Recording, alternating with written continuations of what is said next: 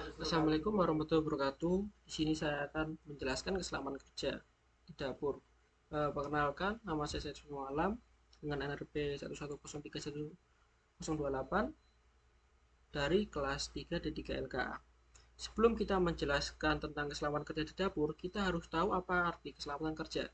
Keselamatan kerja mengandung pengertian perlindungan atau pencegahan terhadap suatu kecelakaan, dan sebelum itu juga kita harus mengetahui pengertian kesehatan kerja.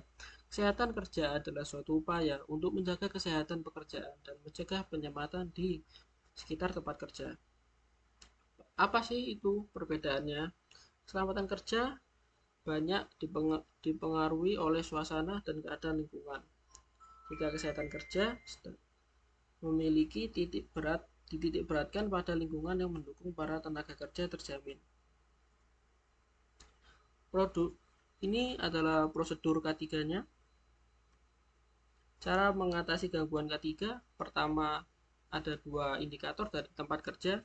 Pertama harus bersih dan sehat, harus terjamin keamanan serta keselamatan, penerangan dan suhu baik, mengurangi kebisingan, dan tata ruang yang baik. Untuk karyawan, menciptakan karyawan baik, menciptakan kondisi mesin yang baik. Upaya pencegahan dan penanganan terhadap kecelakaan kerja dapat terjadi. Pertama, adanya tata tertib praktek kuliner. Kedua, penegasan tata tertib praktek kuliner secara tertulis maupun lisan. Adanya standar kelengkapan dan perlindungan diri berupa cook jacket, cook hat, tie, STP, hairnet untuk wanita, safety shoes, apron, dan kitchen towel yang berfungsi sebagai berikut. Berikut untuk cook hat, chest jacket, celemek, napkin, safety shoes. Yang D, tersedianya fire extinguisher dekat pintu dapur untuk menanggulangi kebakaran skala kecil. Adanya poster terkait K3 seperti mencuci tangan dengan baik untuk meminimalisir kontaminasi bakteri. Adanya mata kuliah K3 bagi para mahasiswa yang akan kerja praktik di dapur.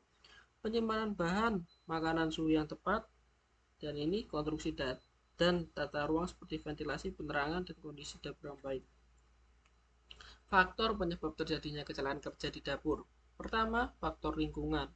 Kondisi lingkungan yang tidak aman dapat menyebabkan kecelakaan, misalnya kesalahan konstruksi, lantai tidak rata, tata letak kurang menguntungkan, letak gudang bahan makanan dapur berjauhan merangsang timbulnya kecelakaan. Penempatan peralatan yang kurang baik, peralatan yang tidak memenuhi syarat dan tidak dapat berfungsi dengan baik, penerangan yang kurang baik.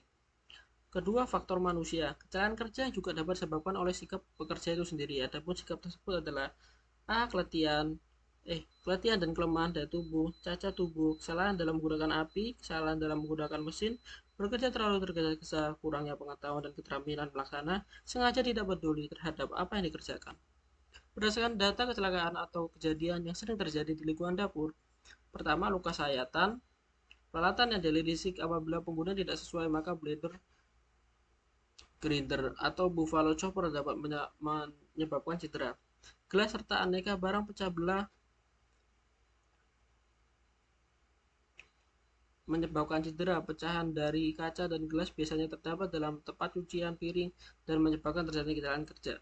Luka bakar. Hal ini paling sering serta wajar dalam keselamatan kerja di dapur, yakni luka bakar mulai dari luka bakar ringan hingga luka bakar parah. Terpleset dan terjatuh,